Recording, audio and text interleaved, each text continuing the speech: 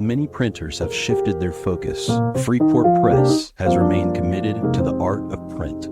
For companies that need a printing partner for magazines, look no further than Freeport Press. We offer the capabilities a customer would expect from a national printer while offering the level of customer service clients expect from a family-owned business. Freeport Press. We do print, and we do it well.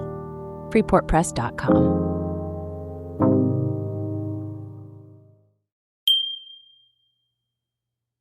We forget that we're also hosting an experience when we're creating a magazine. And as this tsunami of AI descends upon us and our trust in digital content continues to erode, more and more brands are going to have to show up off screen. And so that really will be more investment in print and more investment in experiential, because off screen time is the new wellness, really.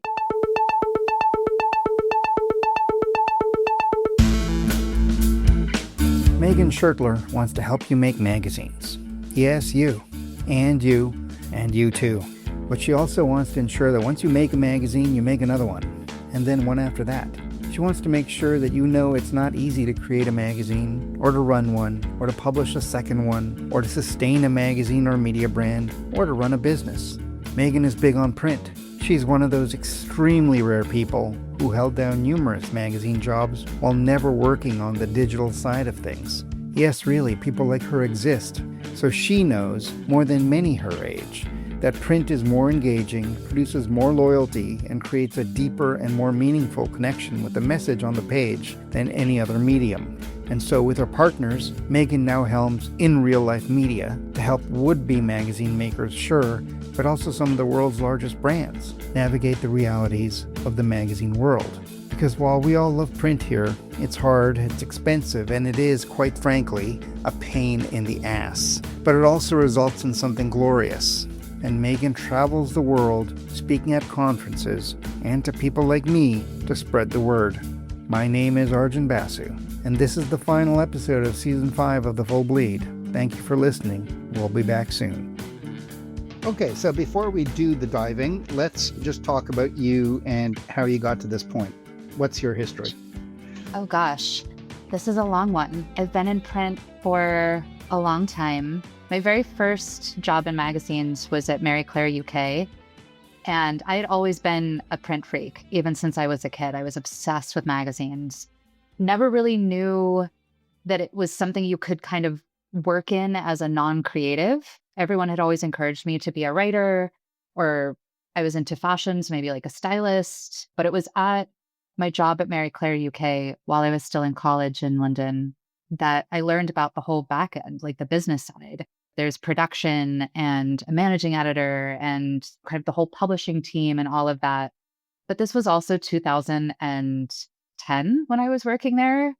And for anyone who was working in magazines at that time, they'll remember the Apple Newsstand app, which was basically the bomb that changed everything for print magazine businesses. I mean, gosh, it was essentially, my skepticism will become clear, but it was like this shiny new object that promised kind of huge, cheaper to produce returns for publishers to kind of venture into these new digital products. And so they started really pouring a ton of money into developing their Apple Newsstand versions. They were essentially glorified PDFs, if we reflect on them now. It sat in this kind of little fake bookshelf thing on your phone, and it was meant to be the future. And it was really that product that encouraged a lot of the big publishers to reallocate their internal resources, lay people off to consolidate their print teams.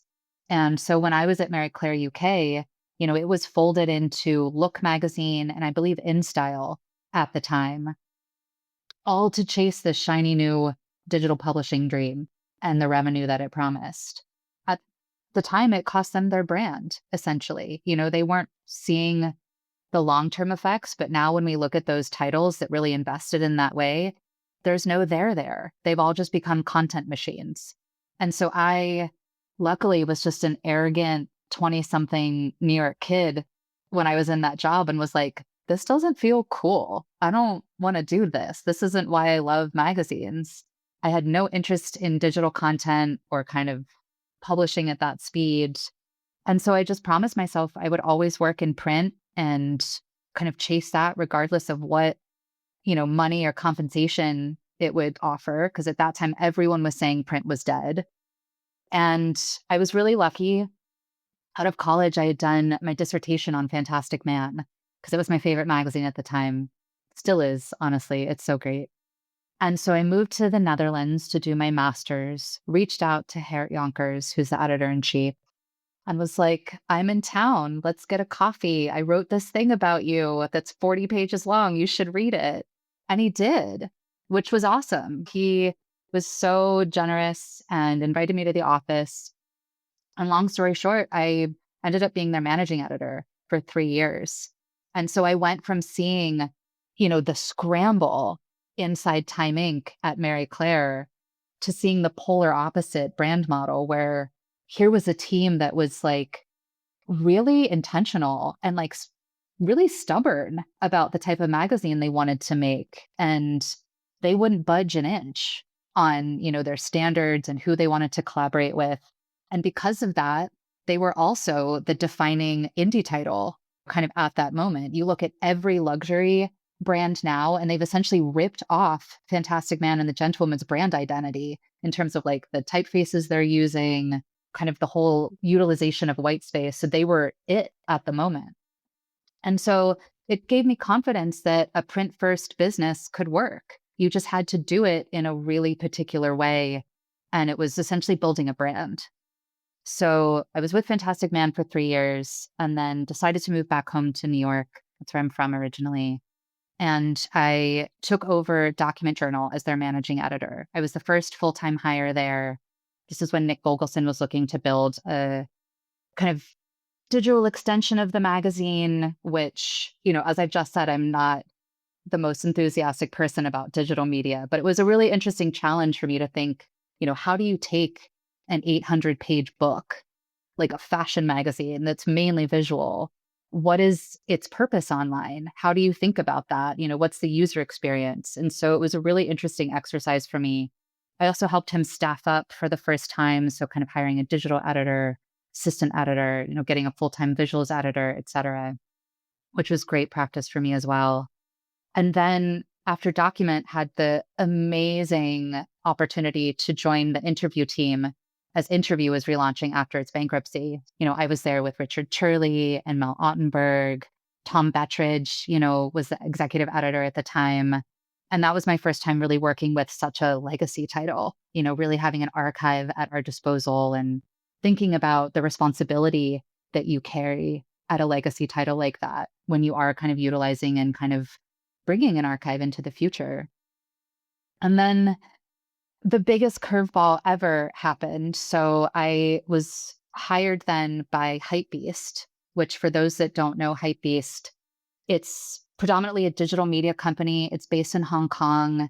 It started as a sneaker blog back when blogs were kind of prevalent or like the main thing. It evolved into like streetwear culture, but still very sneaker focused.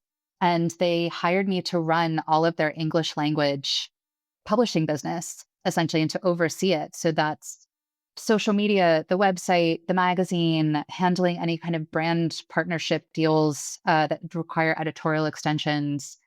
And at this point, I had zero digital experience, but they hired me for this role. And this was the light bulb moment for me, where this is 2018. Their traffic was tanking. Their plan of just churning out content, every editor had to publish 10 pieces per day. And it wasn't working anymore. The traffic was declining rather than increasing. And so I came in and did the only thing I know how to do, which is an indie print first playbook, which is really investing in what your audience wants, investing also in the kind of USP that you own, the unique space that you own, and doubling down on authority ultimately. So I decreased the amount of content that we were publishing, focused on more long form, and within the first month had our traffic up by 1 million. I'm amazed that you got this far without any digital experience. Like you are It's a crazy. weird, you are like a reverse unicorn or something. Okay, so that, and then you've done all that, and you at Yeah. So serendipitously, when I went to Hypebeast, Tom Bettridge had left Interview to go to Highsnobiety, which is Hypebeast's biggest competitor. And again, it was a sneaker blog, only this one was started in Berlin, had grown into kind of a streetwear culture media site. And Tom and I were essentially kind of, exploring the same thing at competing companies. And Tom brought me over to High Snob so we could essentially partner up again. We had a great working relationship. I still think Tom is one of the best at what he does. And so Tom was editor-in-chief at Highsnobiety, and I was publishing director, which was really kind of seeing how Highsnobiety could evolve its agency side of the business into non-media products. So what I mean by that is up until that point, they had really just been selling programmatic and kind of extension brand deals where they would do like sponsored editorials on the site with brands that they worked with on the agency. And so the mission given to me was thinking about how do we create non-media deals and essentially grow a strategy division of the agency.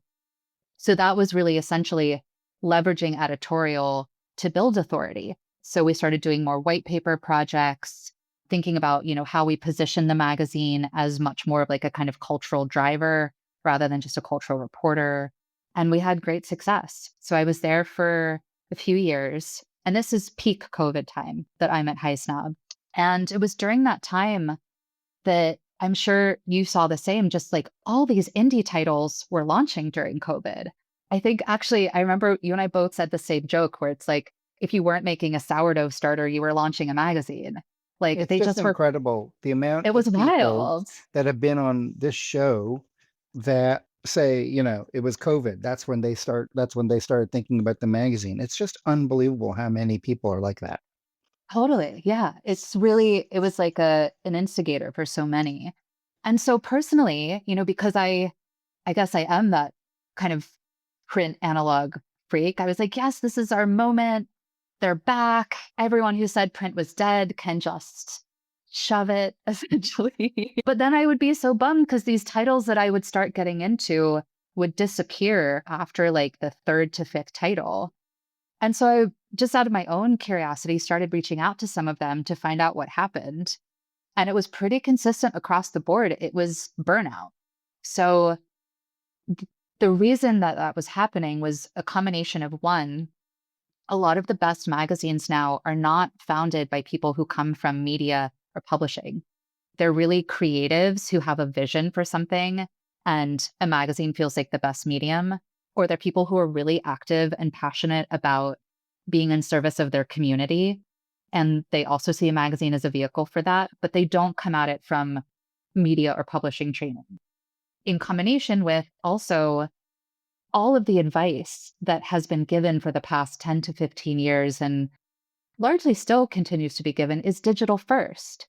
So it's this advice that you've just got to produce more content and get your social media followings up through the roof, and then brands will want to work with you, or then some miracle thing will go viral and unlock all of this money. And that happens sometimes, sure, but largely no, we're not seeing that conversion in the same way. And so there was no one really talking about how you actually make print work. And so that's why we launched the agency that I now run, which is In Real Life Media. And my business partners in that are James Lafar from Ron Ollie, which is a distribution company for those that aren't aware. So he has been my distributor for years. He understands the kind of global shifts in terms of like the US tariffs, what happens with Brexit. There's now a €3 charge for inbound magazines in the EU if they're under 150 euros, like all of these things he's kind of staying on top of. So I rely on him in that way. And then our other partner is David from Newsstand, and his kind of area of expertise is really single copy fulfillment and subscription management. So combined, we're just these kind of end-to-end print first nerds. So In Real Life Media is what? What is it? The way I like to explain what we do is we're really a business development agency for print first businesses. And that takes so many different shapes, so it's indie publishers that come to us that are either looking to launch or scale. or it's brands often coming to us, understanding that they have to show up in trust building ways now, and that trust just isn't earned online anymore. And then there's also legacy media that's looking to essentially get back to what they do best, but needs help having that print first kind of strategy and advice to move forward. So this is where your lack of digital becomes a superpower because everyone drank the Kool-Aid and continues and, drank it for a long time for good reason. But, everyone was chasing numbers and not depth, right? And if you chase numbers, that can only last for so long because you'll feel it eventually. And so this is where I think something like custom publishing as a concept really becomes interesting again. It was interesting once. It's a brand versus marketing debate, but it Right. sort of goes with the zeitgeist of everything. And that's an interesting part of your agency's work is the brand work and getting brands into not just the printing business, but the publishing business. And I always used to say, I mean, I come from custom publishing. I used to always say that every brand is a media brand. Right. Some, but most don't know it. So, what kind of brands are coming to you? The earliest adopters are in the hospitality space because I think they understand the emotional element that plays in conversion. I think also more kind of luxury leaning brands. And then also, which I think is a huge education point for all brands, but brands that are really either founded or targeting Gen Z, because this kind of, I joke that it's like a boomer understanding of the younger generations being, totally addicted to their screens, that you can't get them off, that they're like this lost generation. Is just so far from the truth. And so print for them isn't a nostalgic play. It's that they're so starved for context. And if brands can come in and be shown to be cultural contextualizers or facilitators introducing them to culture, that's producing brand loyalty between that demographic and the brand. So I You think those guys, are really the kind of sectors that are early adopters to this. you guys are really good at producing or reporting on studies that sort of obviously help you sell your point. And a lot of the people I speak to here talk about the surprise of the youth of their readership. Are there any studies that are showing this, or is it too soon to find this so far? Like it's all It's anecdotal so far. it's too soon to find, I think, kind of, I'd say, proper data on this, but I do think that two things. It reminds me of two stories. One, just last weekend, I was in New Orleans giving the opening keynote at the City and Regional Magazines conference. And the publisher from 417 magazine, which is a local magazine in the Ozarks, came up to me afterwards with her daughter. And her daughter, I think, was maybe 19 or 20, something like that, hadn't yet graduated. And she was like, I've been trying to find you all day. I really wanted to talk to you. You're the only person I've heard actually talk about how, like, me and my friends really use our time and what we're interested in. She was like, everyone else is talking about, kind of how to capture us on social and how to find us on all these different platforms. She was like, but honestly, there's days where I just leave my phone at home. And so I think what makes it harder to measure is that if they're going offline and we're so addicted to measuring things online, we need to rethink about the tools and what we're measuring. Sometimes like the absence or the kind of void is a behavioral pattern too. And then also, something that I really was a light bulb moment for me, and I think a lot about, is an observation I had when I was at Highsnobiety, where so much of what we talked about internally were the kind of data metrics. We even had a kind of data team and a research team internally to help us kind of navigate trends in our traffic and what was switching where, et cetera. But it was always reading how our content performed. And our content was commissioned by our editors, and our editors were essentially our target demographic, or at least I had hired them in a way to be kind of culturally representative. And it was just their intuitive interest in these things. It was their enthusiasm. So I think we need to remember that there's work that needs to be done, or there's kind of like a cultural intuition that is feeding the data. But we need to be in that point of being the cultural leaders if you're going to be ahead of where culture is actually going. That's something like I think Tom Bettridge is a genius at that, understanding or reading the tea leaves of culture before data and research gets there and kind of tells us where it's going to be going. So I think we need to be honest about the fact that often those reports are a little too late to capitalize on if you're wanting to be a media brand that is driving the culture forward or seen to be. We'll be right back. Hi, this is Jeremy Leslie at MagCulture. We're proud to support The Full Bleed because we love magazines too. Visit magculture.com and see why print is far from over. It's just getting started. Read the journal for interviews and reviews, listen to our podcasts, visit our shop in London and online, and come to our live events in London and New York. We love magazines. Subscribe to our newsletter for weekly updates, all at magculture.com. Print is Dead is made possible by the support of the Society of Publication Designers. The SPD powers the future of visual storytelling, setting the standard for editorial excellence and shaping the future of visual culture. For more information, visit spd.org. Yeah, I think we've seen that certain social media entities release their data with false narratives attached to it. And the data isn't even 100% true, but they're all numbers. So they're all numbers. So you have to take them at face value because everyone says the numbers don't lie, but the numbers lie all the time. And data is just a story waiting to be told. And often, as you suggest, it's an old-fashioned story because it's capturing the past. It's sort of like AI. It's capturing the past, just not leading you towards the future. Also, we've been brainwashed to think that growing numbers is an end in itself.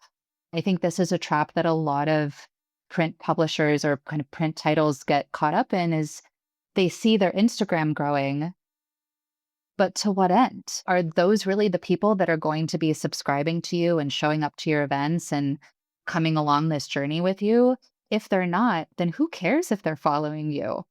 It really doesn't matter. Unless you're trying to be a social media influencer, having a huge following is of no service to you if it's not converting. And I think that's what we really need to focus on again in this business. Yeah, I agree. And it's almost like they've set up a KPI and it's wrong in the first place and no one has challenged it. I'm convinced that a lot of people just aren't asked why enough. And sometimes you have to go in to a meeting and just say why and ask why until you're blue in the face and almost sound like a child in it because, these things need to be challenged. I remember when I was at an agency, and digital was just, I'm old, so digital was just starting to happen. And our remit was to have more followers on a certain platform than the competitor. And I was like, why? It's great. I understand it superficially, but what's the point? So we can do it when we did it within like a few weeks. But why? Who are these people? We don't even know who they are. And so you're telling me as a salesperson, for example, that you've been hammering home about the quality of the reader, the quality of this, the numbers don't matter. It's the who is there. And that's how everything's being sold. And suddenly it doesn't matter. And now we're coming back to it. But these people just need to be asked why. So do you as an agency go to brands that you think should be doing more, or are you just waiting for the brands to come to you? So I definitely plant seeds. I think in our current stage, we've only been around now since last August. I was freelance for a bit and kind of James and I were collaborating in our different businesses a bit before we officially launched last year. So it's still just the three of us. And then we've just now, which is really exciting, brought on Holly Anderson as our brand partnerships director to help kind of orchestrate and really architect some of those brand opportunities for the titles we represent. So in our kind of current capacity, I see it much more as like educating brands that this is something they have to be doing and planting those seeds, and also really thinking about the brands that are willing to invest in doing this long term. Because one of my most frustrating kind of moments, or something that really upsets me all the time, is when brands get into print and don't think about it beyond the content. Because also we become so content obsessed that we forget that it then needs to show up in the world. How is it getting into the right hands? Are you showing up authentically? What's the follow-up to that? Are you having event activations, et cetera? And so there have been so many brands in the past few years that have launched titles, done a big, huge announcement about it, spent a ton of money to make it, amazing magazine. And then they stop after an issue or two because, again, they're evaluating it just based on the numbers, on the P&L, and not really understanding that print is an ecosystem. It's essentially a community play.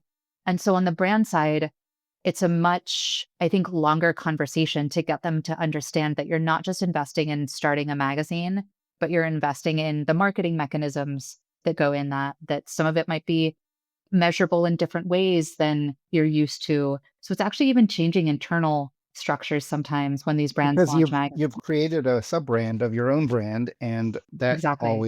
that always takes a little. It's hard to wrap your head around when you've been so focused on your own brand that you're just create another one. Exactly. Whenever we used to get new business when I was at an agency, the first question was always, is the person who called you in brand or are they in marketing? Because that was two very different conversations. Like, And different people were better at that conversation depending totally. on the person. And, brand people got the idea, and which is why they called you in the first place, and marketing people were just looking for a new activation. And we're like, well, you should really, this is what we think you should do. And use an event as a flywheel. But I don't think you should be doing a magazine. Do you even have a brand person in your office? I Um, am so happy that you say that. I was even bringing that up at the city and regional conference because I ran like a whole studio workshop. And a lot of the questions were about, well, when you're in those deal conversations or pitch conversations, how do you position yourself? How do you define your value of the print product to a potential advertiser, to a brand? And truly, it's about knowing who you're speaking to, and it's understanding that most marketing teams and advertising teams with those budgets have KPIs that are really dictated by digital metrics now. And so to get them to convince their mind, that would be essentially risking their own internal performance in their job if they take that risk. Whereas if you go to a brand team, or a lot of the luxury houses even have kind of like culture departments now, just know if you're speaking to the right team, even. It'll save you so many headaches right now. But I have this hypothesis that we're also starting to see traction on, where as this tsunami of AI descends upon us and our trust in digital content continues to erode, more and more brands are going to have to show up off screen. And so that really will be more investment in print and more investment in experiential, but certain categories will be more early adopters than others. yeah, I mean, all the ones that you've mentioned, as long as your industry is tactile or emotion based, I think, so luxury, fashion, hospitality. Hospitality is interesting because the aesthetics of the hospitality industry worldwide have flattened, and Mm. I'm not sure the hospitality industry even knows what luxury is anymore, other than silence. But they need to differentiate themselves somehow because everything else looks the same, and you could argue it has for a long time. But magazines or print or media is one way to do it, and they also have great data on their customers. So yeah. So Absolutely. And then, we've been talking about brands, but then you have these indie magazines that are coming to you as well. And you're doing almost the opposite. Like you're showing them how to become a viable business, but also to talk about themselves or think about themselves as media brands. Well, I think our approach and really kind of how I work with each founder is first distilling what it is that they're actually passionate about, and then thinking about how print best serves that mission. For some titles, it actually could be a great marketing mechanism or authority driver for an agency that they might have or for thought leadership work that they're doing. Others are much more kind of like community service driven or kind of being in service of like, the needs of the community, both politically or kind of quality of life wise. Others are really driven by content and kind of content creation and storytelling. So that might be in line with much more of like a traditional kind of media structure, but each one is unique and each one requires its own unique ecosystem to be created. And the comparison I like to make is, the way that you sell a white t-shirt from The Gap or Cause is going to be really different than how you sell a white t-shirt at like Balenciaga. It's technically the same pattern. It's going to be really similar fabric, but the whole ecosystem that needs to be constructed around it in order to complete that purchase or have that conversion is going to look different brand to brand. So The that's really what we story, hope. the story. Exactly. Brand And is storytelling. the experience, I think that's what we've forgotten with like storytelling is such a buzzword. It's like it's so in our culture now. But we Yes. forget that we're also hosting an experience when we're creating a magazine. So thinking about where your magazine shows up, which environments it's seen in, whether it's retail stores or hospitality places or direct to consumer, like what are you offering them off screen right now? Because off screen time is the new wellness, really. And so knowing that you're facilitating a personal experience for someone and that you're hosting that experience is an added layer to being a storyteller, ultimately. 100%. And I think so. The first commonality of all my guests is age, but really right up there is also distribution. And just the stuff they had to learn, that was the biggest hurdle. And it's really the shifts in distribution and retail that, in addition to that damn Apple newsstand, um, that changed our landscape. It wasn't people not being interested in print, but as the retail landscape shifted with big box stores and kind of major chains coming in, our points of discovery became less and less.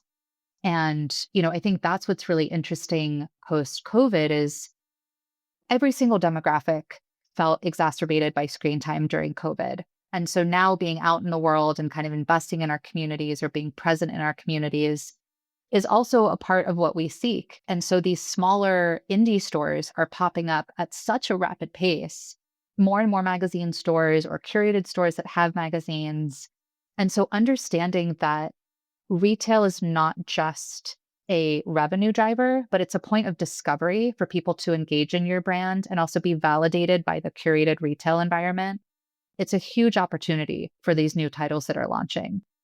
And so thinking about how you funnel that point of discovery into then a long-term subscription relationship or membership relationship is really the opportunity for these indies right now. Because to have a huge retail network isn't going to be a huge revenue driver for you. The margins are 40% at best. There's added shipping costs. Shipping gets more and more complicated and costly. It seems like per year, it's like whack-a-mole. It's like there's some new tax, some new tariff, and it's constantly changing. It's a nightmare to navigate. Also, the terms are in flux, and that's something that my business partner, James, has been really hands-on in trying to navigate, where it's no longer about consignment.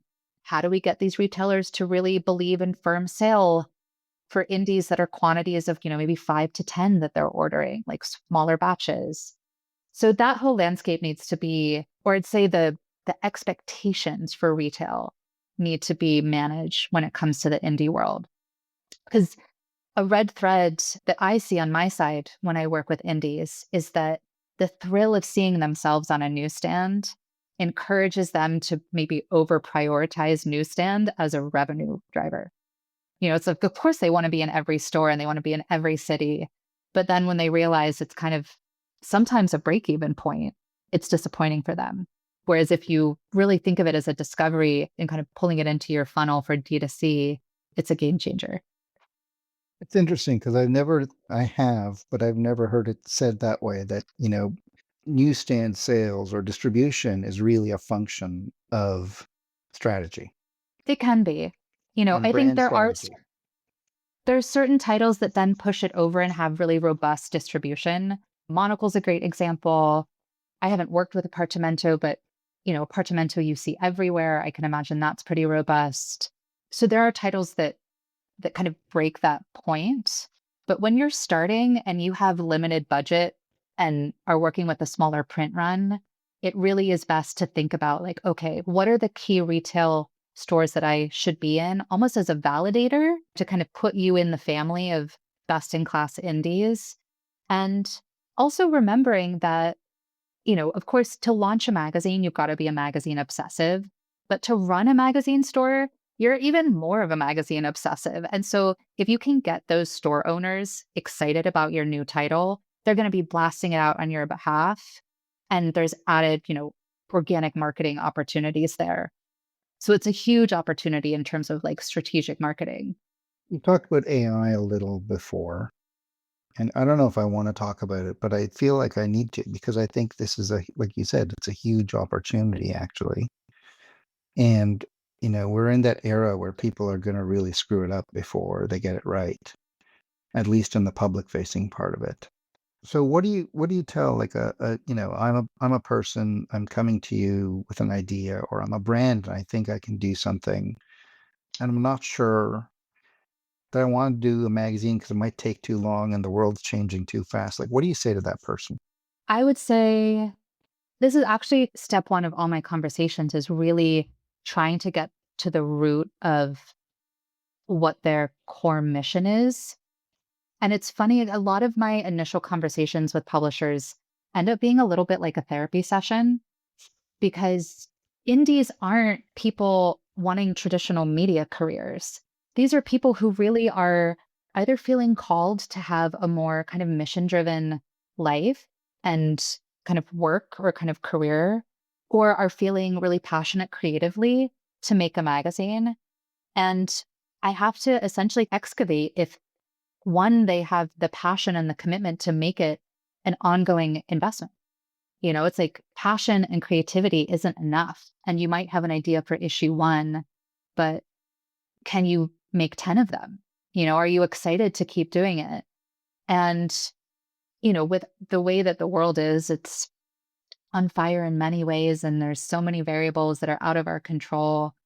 I think for the person who is really driven to give back to their community, they just have to essentially really know what their North Star is and know that running a magazine is no different than running any other business. It sounds harsh to say, but I get so frustrated when I hear people almost kind of giving those complaints or like, oh, it's impossible and making a magazine is just impossible. Like I'll never make money or traffic's declining because of AI and just the whole thing is doomed before I start. It's like, do you think running a restaurant is easy? Do you think opening a store is easy? Do you think running any product business is easy? Like you're launching a business in addition to making content.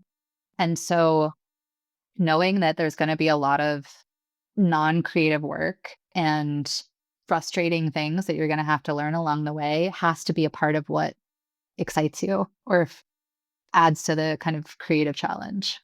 Yeah, I agree. And you asked the why, and then have you done the homework? Because if you love something and it exists, then you have to love it more. And it has to exist in a slightly different manner because otherwise there's no reason for it to. Absolutely. Yeah, absolutely. It's really, was the foundation of this program I've developed called the Magazine Accelerator. And I developed it even before we launched the agency as a way to get to the root of, okay, so this person has an idea. Is there actually a magazine business there? And beyond just the magazine, like what is actually this ecosystem that they need to build in order for this to be sustainable for them? Because without having that plan and kind of knowing the architecture of what you need to build, you're going to burn out, either energetically, resource-wise, or lose your enthusiasm for the project. Because building a magazine requires an investment. There's time, there's money, there's things you need to learn. And oftentimes, a person will have a really great idea. They'll be passionate about a magazine, but maybe a magazine isn't the best vehicle for the idea. More and more, we're seeing great Substacks which is a much lower lift. Or, maybe they should just be salons that they host, like kind of curated events. So I'm pretty honest when people approach me with ideas in terms of, does this magazine idea make the most sense for your purpose in life or your mission? Yeah, I think we're far enough from the pandemic now that we're going to start seeing some magazines change their focus or reduce their frequency or even like suddenly think about the subscription model again because they didn't before. And it's everything's mature enough now, at least the ones that started, which is now what, 4 or 5 years ago, that they're starting to think about it as a business, and more power to them. And that's really my goal. That's where I feel like my experience can kind of be of service to this new generation of legacy media and how I really see it. Because one of the most frustrating things to me also is when I hear publishers who have been making a magazine for a while and just start complaining about like a lack of advertising or that, advertising dollars have shifted. But then when I kind of look underneath the hood, there's no subscription strategy or there's no direct to consumer push. It's like, well, you haven't just made content, you've made a product. So how are you connecting your product with the people who are totally obsessed with what you're doing? Because usually these titles have like huge followings on social media and they're not converting into sales because they aren't actually promoting the sales. So it's a huge opportunity across the board. Yeah, and social media is I could go on about social media and sound like a crank, but social media is not social anymore. It's a vehicle for a few companies and a bunch of influencers and who are working for Totally. those few companies, and you're not converting anything from social. Okay, Totally. on that cheery note, what are 3 things, media or magazines, that you are really digging right now? Oh man. I know everyone says this is the impossible question, but it's really an impossible question for me because I meet so many magazines almost every week. Right now, top of mind, because I did just get back from New Orleans and like the city and regional conference, I'm pretty obsessed with Honolulu magazine, which I just learned has been going for like over 100 years. Truly amazing. Also, Our State magazine, which is based near Chapel Hill. It's an employee-run title that has over 200,000 subscribers. Phenomenal business, just totally flying underneath the radar.